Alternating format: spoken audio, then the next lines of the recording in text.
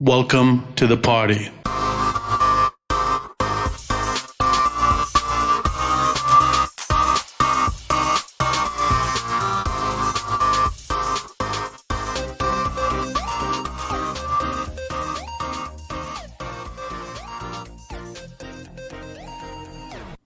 Yes, it is I, and I'm coming to you live from Phase 2 of the Upper West Side, New York City, which means, wait for it, I got my haircut this week for the first time in 4.5 months.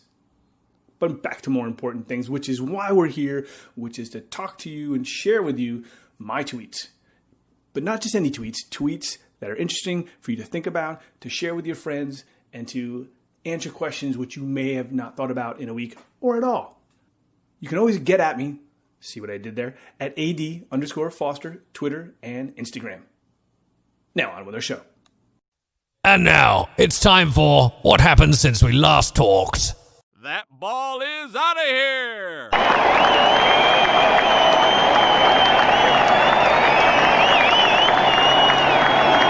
Yes, that is the sound that we should be hearing way too often now, but because of things and the way life is happening right now, we will not hear it until the end of July. And finally, the Major League Baseball players and owners have come together and have decided on a season, albeit a very shortened season. But starting July 23rd, baseball is back. And that is the beginning, and that's the start of what has happened since we last talked. And we have a lot to talk about. But glad that baseball came around and is now every sport will have some form of play to finish out the season or even start and finish their season before the end of this year. And we're glad to see it, glad to have it all back. So, like I said, July 23rd, first 2 games, and then right after that, probably almost many games every day until we get to the end. And training camp wise, now this is the problem because some of these training camps are in Florida, they're in Arizona where spikes are happening. So some teams are moving themselves out of the training camps and coming back to their hometowns. And so that's kind of slowing down the process of them getting back into shape. So we'll see how that impacts the players and the ball games. So it'd be very interesting to see. But definitely looking forward to seeing baseball. I think of all the sports that will not have fans in these stands, I think that having empty stadiums of no fans is going to be really interesting. I've just gotten used to having soccer that I can understand, and no races, no NASCAR races or any races with fans. It's definitely very interesting, but a huge stadium with no fans is going to be very interesting to watch. So we'll see what happens and see if people can get into it and the teams and how it affects the teams. So it'll be very interesting to see. But nonetheless, baseball's back. Sports are starting to ramp up. And as we still battle the virus that is COVID-19. Yes, I can say it, unlike other people. So just kind of let's talk about this a little bit as we get up to date speed.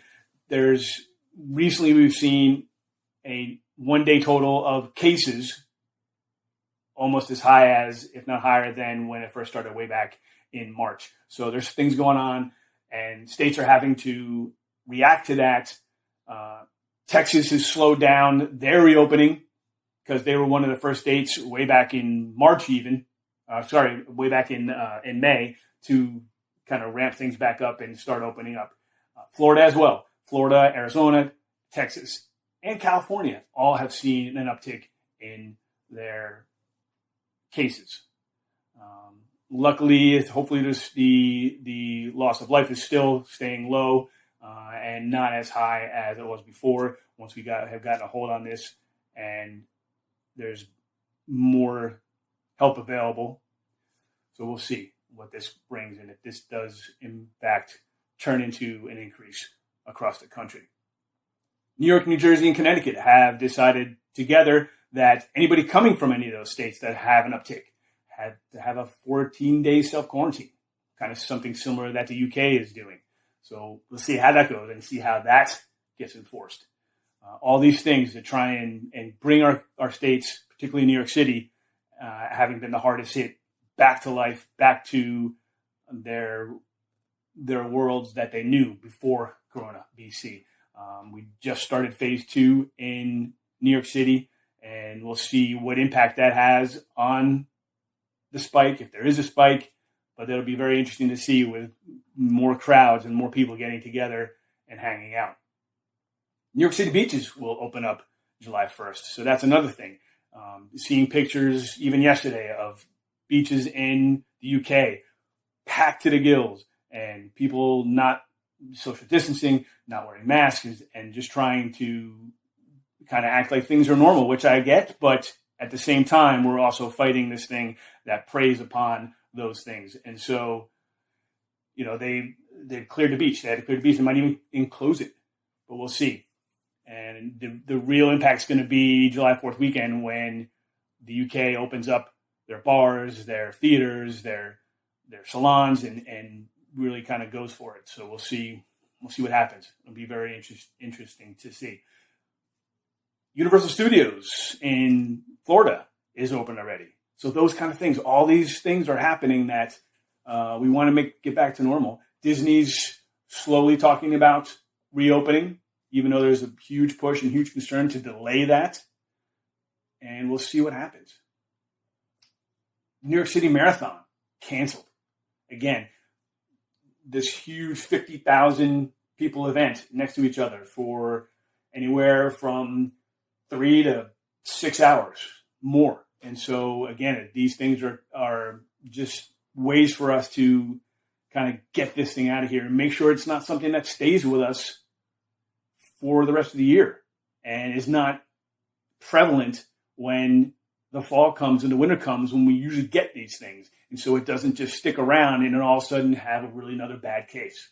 So I'm very curious to hear your thoughts on how things are happening, what your thoughts are on the things that are happening across the world. Like now, the European Union may ban travelers from the U.S., from Russia, and from Brazil, the hardest places, the places that are still going, still have high counts of cases and fatalities related to the virus. So again, the countries around the world and our country alone are trying, in our states, are trying to make things normal again. But we just keep kind of hitting these road bumps. I'm curious what people think about the big thing right now, especially in this country, that's dividing this country, is the wearing of masks. I know I wear a mask. Me and my wife, we don't go anywhere without it. And we are supportive of wearing the mask, and it's important that you should too. And it's not necessarily protect you, it's protect you from others. And again, there's still the ability to have the virus and be non-symptomatic. And so that's the protection. And, there's this whole field of thought out there that their rights are being violated and they're trying to be controlled by telling them to wear a mask. But the fact is, the evidence is out there, is that it helps decrease the instances of the virus. So I'm all for that. Let me know. I'm really curious your thoughts. This is a hot topic. It's a huge topic. It's a topic that is not going to go away. It's impacted many of us. And I'm curious for people's thoughts. Let me know. AD_Foster, Instagram and Twitter. Now, we still have the protests going on in and around the country. The big thing that has come out of that is statue removal of statues and folks that either portray or were racist at one point in their history. Now, I'm a history buff. I'm a history person, and I feel like we need to learn from history. And the only way to do that, or one of the ways to do that, is to have these statues and know why they're there and know what they're about and who these people were, whether they were great, bad, racist, or they fought for the Confederacy, they fought for, they slaughtered millions of Indians. Like, for whatever reason, they did something good enough to have a statue erected of them. Around the corner from me, at the Museum of Natural History, the statue of Theodore Roosevelt on his horse, flanked by a Native American and a slave, African American at the time, I think they're still a slave, is being torn down. Theodore Roosevelt, one of the probably most critical presidents this country has had, one of the best presidents this country's had, environmentalist, very, very much somebody I would not expect to have a statue torn down, but it's going to happen. And so this is probably one of the sad things that's come out about these things. It should be the education of these people, not the tearing down of the history of them. Let me know your thoughts. Really, I know it's a hot topic, and I'm curious for other people's thoughts. So back into some sports stuff. So the Kentucky Derby, not in May, when Memorial Day weekend or first weekend of May, when it usually is, now scheduled for September. It's going to have a crowd. Not the huge 150,000 plus people that it has, but anywhere between 50 to 75,000 people. That's going to be a crowd. Now, they'll do the social distancing, they'll do the preventive measures, but there's still a lot of people in place. It'll be very interesting to see what that looks like and how that's impacted. We've already had the Breeders' Cup, so the Triple Crown has started, trying to bring life back to normal. And in Florida, the Major League Soccer and NBA are all both about to start their tournaments at Disney, trying to get their seasons back to normal. And it'll be interesting to see what impact Florida's resurgence in COVID cases has on those tournaments and those people playing. Unfortunately, aside of that, as the Women's Soccer League, the NWSA, LA, they start to ramp up this week. Orlando, the team from Orlando, had to drop out because they had players who tested positive for corona and in Florida. So again, those kind of things have happened. And as all these sports try and get back in, I'm sure we're going to see more cases, especially as people are there and they interact with each other. Now they're going to be contained. They don't get to see their families. They get to go out and party downtown Orlando, but we'll see what happens. Very interesting to see. So we talked about earlier about, I'm actually going to talk a little bit later about going to the movie theater, because in a few weeks, the theaters are going to start to open up, and they're going to have the restrictions, limited capacity, reduced capacity, but they're going to be open. Blockbusters are going to start coming, even though Tenet, probably the biggest blockbuster that will first be up in the theaters, keeps getting pushed. It got pushed as yesterday. As right before I went to do some research on this, it got pushed. But you have Tenet, you have Mulan, and you've had the Russell Crowe star Unhinged, all coming, being one of the first releases in the theaters. Will you go to the theater? Very curious. I love movies. I love going to theaters, especially for the big movies. I cannot wait to see Christopher Nolan's Tenet. I want to see it in IMAX. It's a movie that's made for the big screen. But will you go? I think I will. Originally, AMC came out and said you have to wear a mask in their lobby, but you don't have to wear a mask in the theater. Of course, the backlash on that was ridiculous. And they got a lot of heat for it. And 2 days later, they came back and said, okay, guess what? You have to wear a mask in the theater, and you can only pull it down when you're eating your popcorn and your soda. So the masks are there. The safety precautions are there. Are you going to go to the movie theaters? Let me know. 80_Foster. And will you go opening weekend? An interesting conversation that I heard Once is that usually with a big movie, everybody goes. And so the first weekend is this huge box office. And then it starts gradually dropping from week to week. But because of what's going on, because of the scare of the virus, will you wait it out? Will a lot of people not go opening weekend just to feel it out, see what happens, and get the feedback from the theaters and people who went to the theaters before they go, okay, it's safe, I can go, and then the next weekend will be the big weekend. Very interesting to see. A lot of things are going to happen as more and more things open up for us across the country, across the world, and we'll see what happens with this crazy virus. I want to end with something that's happened over the course of this past week. If you are in the news at all, if you're a sports fan, even if you're not a sports fan, if you're on Twitter, on Facebook, any social media, you have probably heard about the NASCAR news incident. Now, I'm a NASCAR fan, have been since 1988. And yes, it has a traditionally good old boy network. It's a Southern-based sport. It is. And yes, have been and probably still are racist and white supremacist type people in the sport and also that attend the sport.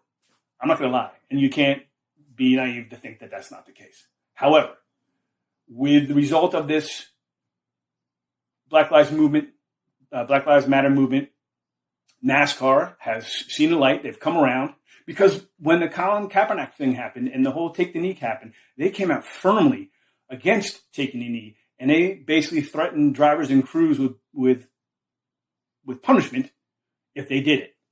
And that they almost lost me there. I refused to watch the rest of the season when that happened. But now they've seen the light, NASCAR has, and they've come around and they made a huge, bold statement. One, by supporting the taking of the knee, if any driver or crew member wants to do that during the national anthem.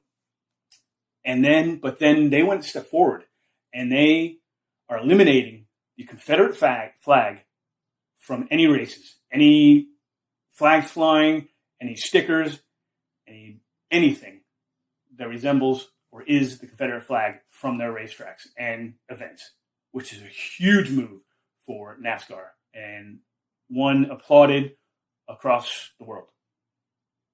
Maybe just by me, but I definitely applaud it. So one, I'm very curious what you think about that because I know there's some reactions. There's already a driver that said he's going to quit NASCAR because of that. And of course, this driver, I forgot his name because he's so low and doesn't drive that often anyway. It's one of the lower ranks anyway. But it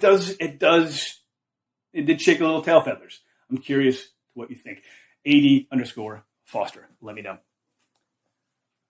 Then this past Sunday at the race at Talladega, at the end of the night, a NASCAR official, not Bubba Wallace, found what they thought to be a noose in the car garage of Bubba Wallace, the only black driver currently in NASCAR, in the series. And of course, this created this huge thing. Why would somebody do this? Who is this? We're going to find out who it is. And a huge investigation happened and discussed all around. It went out. Social media went crazy with it. And you got to think of this is not something that was going to be the only incident of, given the backlash of the Confederate flag and how NASCAR is taking the stance of trying to eradicate its own history of racism. So the next day before the race, the racers gather and decide on their own that they are going to push Bubba Wallace's car to the front track, the front of the track. And that was a huge, huge statement by the crew, by the drivers, and was amazing. And so it was something crazy. It was just remarkable to see, something I never thought I'd see in NASCAR. The race happened, and after the race, later on that night, the FBI was involved in the investigation. They determined that the noose was actually a door pull from the garage, and it has been there like that since October 19. After they reviewed the tapes and videotape from Talladega all the way back. Now, some people lost their mind and blamed Bubba that he made it all up and it was a fake thing and kind of another incident of somebody trying to make something up just to get sympathy and to start this whole thing. Well, first off is that Bubba was not the one who found it. He was made aware of it by NASCAR. And so it wasn't his fault. He was reacting to what somebody told him and what he then saw. And then you got to make the question, what door pull needs to be fashioned in a noose? Like, that was, somebody did that on purpose. And it was a signal. Now, it was the luck of the draw that Bubba got put in that stall. Yes, most likely, given the way that NASCAR assigns garages. But still, it was out there. Nonetheless, it was what the crew, drivers, and NASCAR did to support and rally around Bubba should not be diminished. And it will not be diminished. And this has to continue on. And then when we come back to fans in the stands, it'll be really, in the infield, it'll be really interesting to see how NASCAR enforces the Confederate flag thing and how they continue on making the sport more inclusive and less white, if you will. Because, be honest, it is. If I've been to racetracks, I've been in NASCAR races, I know exactly what that environment is like. So I'd love your reaction to these things that we've talked about. Let me know. AD_Foster, Twitter or Instagram. Today was a long one. A lot of stuff to talk about. It's only been a week since we talked. So that's what life is like right now. But it's good. I love throwing these things out to you. I love you thinking about it and reacting and starting dialogues. And that's what we have to do to change things. It's the only way things happen. Change happens with talking with each other. Not fighting, not yelling, but talking, moving on, and fixing the broken things. And now, a word from our sponsors. And now, a word from our sponsors. And now, a word from our sponsors. And now, a word from our sponsors. And now, a word from our sponsors. And now, a word from our sponsors. And now, a word from our sponsors. And now, a word from our sponsors. I never thought I'd be doing a podcast until I discovered how easy it was to get started using Anchor. Within minutes, I was up and running on my phone and recorded my first podcast on my phone. But you can also use the Anchor website on your laptop, on your computer, and switch between the two. Let me tell you why Anchor is a better choice above all the choices out there for doing your podcast. Number one, it's free. Who doesn't like free?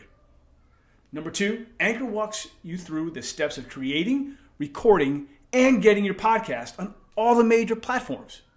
It does the legwork for you.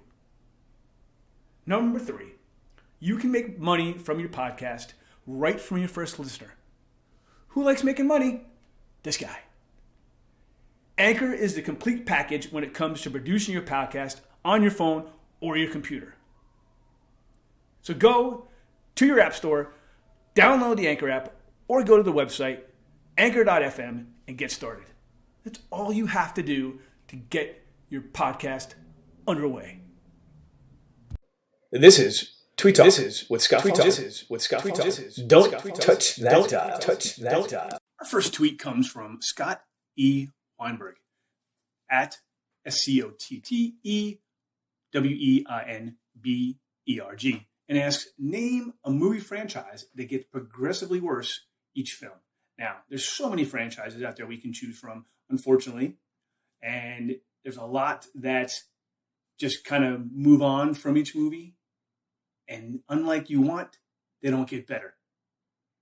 Now, when we talk franchises, we're talking about movies within themselves that kind of chronologically go along the way. So not necessarily these are the bad ones, but you're talking about Fast and the Furious, Star Wars, Star Trek, the Toy Stories, the 50 Shades, if you want to call that a franchise. More than 2 movies, I call a franchise. So X-Men. And so you look to see which movies get progressively worse, each one. Now, we may have our own. Unfortunately for me, I waited forever for this movie to happen. And it did, finally. Aliens versus Predator. The first one, while not the greatest movie that could have ever happened between the two creatures, aliens, if you will, but it was still a fun ride. It was still a fascinating history lesson, kind of delved into both histories of both genres and both franchises themselves, and brought us those 2 iconic characters. Unfortunately, the 2 movies that followed, they were horrible. They just kept getting worse and changed from more sci-fi to just more kind of gorish and beat up kind of things. Kind of the aliens within the towns and tearing people up before they fought each other. So those movies that came after Aliens versus Predator, very disappointing, at least for somebody like me. Moving on to something a little more recent. We all watched the cartoons or saw the cartoons or even played with the toys, and we're eagerly awaiting the release of the first Transformers movie, especially if you like action movies and cartoons, and just you knew the history of what Michael Bay does with his movies, and so you knew it was going to be a wild ride. And the first one, it was a wild ride. Had a okay story. It was a good origin story. It put the 2 clashes of Decepticons and Autobots on our planet, told us why, set up some characters, really, really good, fun ride. And then it just fell apart from there. It was, let's capitalize on the billions of dollars that this movie made and make more. And again, kind of just rushing it and not really thinking about it. And really, the mentality I feel is, who cares about a story when you have Transformers? That's all anybody wants to see. Transformers against each other, Transformers against the people. And so we'll just throw that all together and come up with something, and people are going to like it and pay for it. Well, we did pay for it. We didn't really like it. So those are my probably 2 disappointments in the franchises that get worse and worse after each movie. Now, some of the franchises, like Fast and the Furious, for example, they had some stumbling blocks after the first Fast and the Furious, some kind of not so good movies. But then, at least for me, right after when 5 came out, Fast 5, it ramped it up again. Maybe even 4. 4 was pretty decent. But from then on, the franchise picked up speed again, was kind of reinvigorated, brought back to life. Not so with Aliens vs. Predators or Transformers. And unfortunately, disappointing to many, including myself. What is your choice? What franchise just disappointed you with their sequels after sequels? Let me know. AD_Foster, Twitter or Instagram. I'll answer to both. Let's move on. Check this out. All right, so we're going to stay with a movie theme here. So our next tweet comes from Matt Singer, Mattsinger, and he asks if you could erase one movie sequel from existence, what would it be? Now, again, like we talked about earlier, there's so many movies that have rushed to make a sequel after success, and usually unfounded and unexpected success of a movie. And they jump right into it, just kind of bang it out there, get the cast signed on, rush the script, and rush the shooting, and away comes a sequel that nobody really likes. So now that doesn't happen every time. There's some really, really good sequels to some really, really good movies. And in fact, there's a lot of them. But there is those that you wish you could just imagine you never saw, imagine were never made, and kind of put the franchise and just stopped at the original, the first movie. Now, I'm sure we all have our own ones that we kind of call the worst sequel ever, the ones that we wish we could just wipe away. And I know I have my own. So I'm going to give you a few of what I think, and then I'd love to hear yours. So for me, now I wasn't totally into this movie in the first place, so I kind of have a caveat to that. But 50 Shades Darker was definitely just playing on the minimal success of the first one, 50 Shades, and kind of taking the eroticism and the kind of little love thing that was going on there, if you want to call it love, just a little bit farther. But it was definitely an unnecessary movie that was made and just kind of made that whole thing go deeper into darkness. Of course, there's another one after that. Now, usually a movie that comes after many, many, many years after the original can almost guarantee will not be good.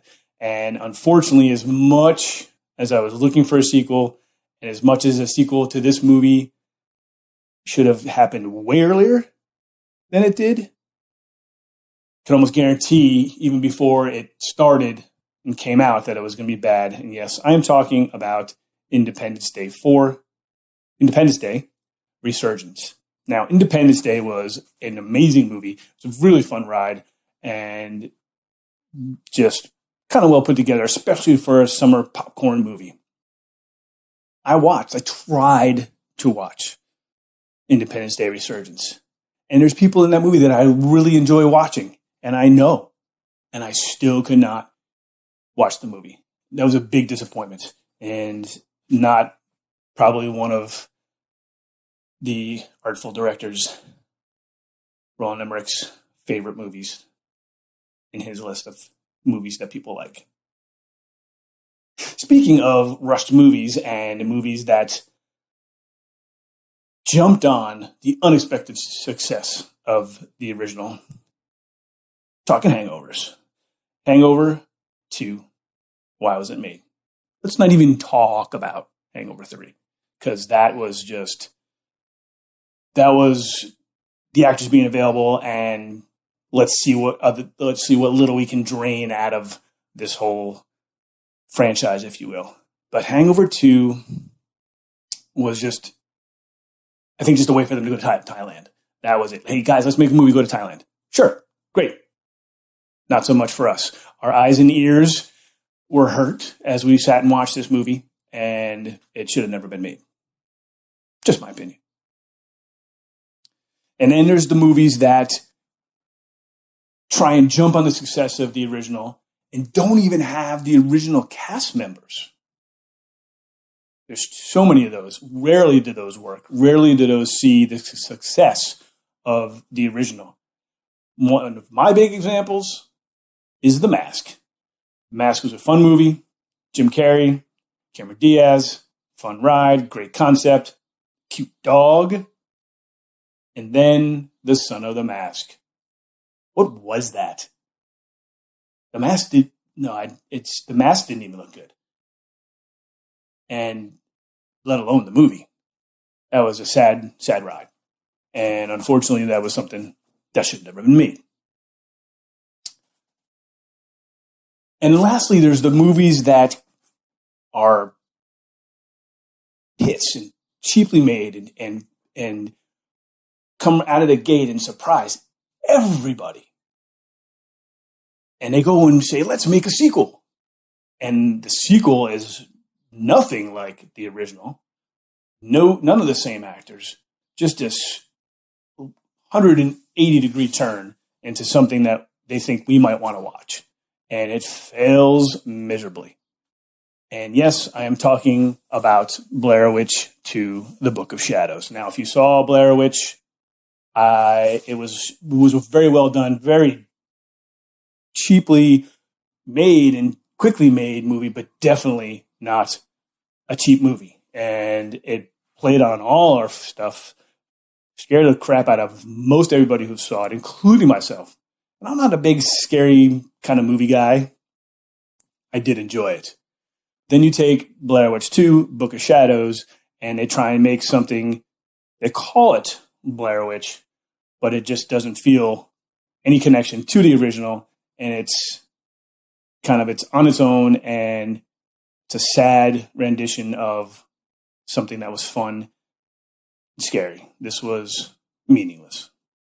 What is your favorite, I guess say least favorite, sequel that was ever made that you think should have not have ever been made and would have saved the embarrassment of the original? Because all these movies that I talked about, unfortunately, embarrassed the original. The original movies of these sequels are sitting in the corner crying, why did you ever get made?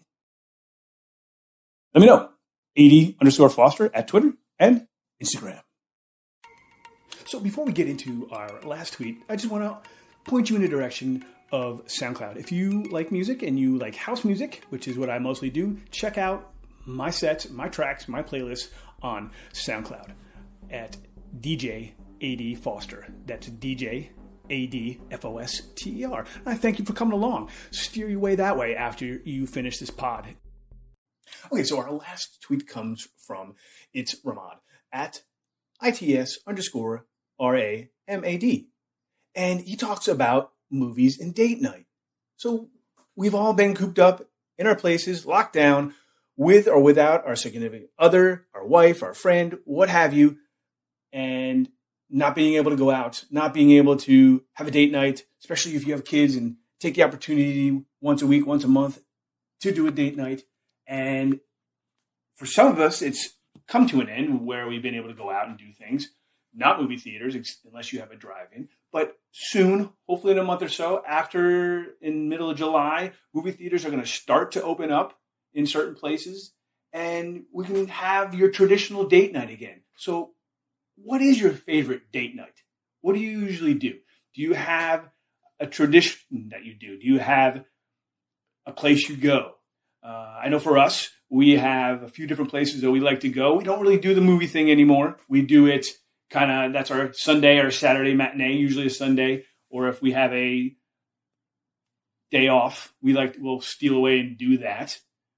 Do people do movie and a dinner night anymore? Is that a thing still? Because let's be real, movies are not cheap anymore, unfortunately. It costs $20 a person now just to go see a movie. And, especially now we can do it at home. Do you still do that? Do you still have an opportunity? Do you take that opportunity to go to the movies with yourself, with a significant other? I'm really curious. I would love to know. And tell me what some of your examples are. Particularly if you are married or have a long relationship with somebody and you have kids. Do you still do that quote-unquote date night? And is a dinner and a movie what you do? And if so, what is the last movie you saw as a date night? Let me know. AD_Foster at Twitter and Instagram. And if you haven't done this before and you're looking for a way to kind of reinvigorate and get out after this all craziness has done and is over with, maybe it's what you do. Maybe you just do that dinner in a movie. Now, especially if you have the drive-in close to you. If you have, I know I keep touting drive-ins on here, but if you haven't experienced a drive-in, it's a thing to do. It's something fun, and you enjoy it. And it kind of brings back that whole 50s thing, especially if it's just the two of you. You go in your car and you got the arm around each other and just enjoy it. And so let me know, what does your date night look like? You're listening to Tweet Talk with Scott Foster. Yes, that's all for this episode. Thanks so much for listening. I love when you come here and join me. I encourage you to tweet your thoughts about today's show. Feel free to @ me, Twitter or Instagram, AD_Foster. Remember, if you want to support my weekly wanderings, then share, subscribe, and leave a review on whichever site you found me. And again, we aren't out of the woods yet, so please wear your mask for the safety of you and your friends and people you don't even know. That's all for now. I'll see you next time on Tweet Talk.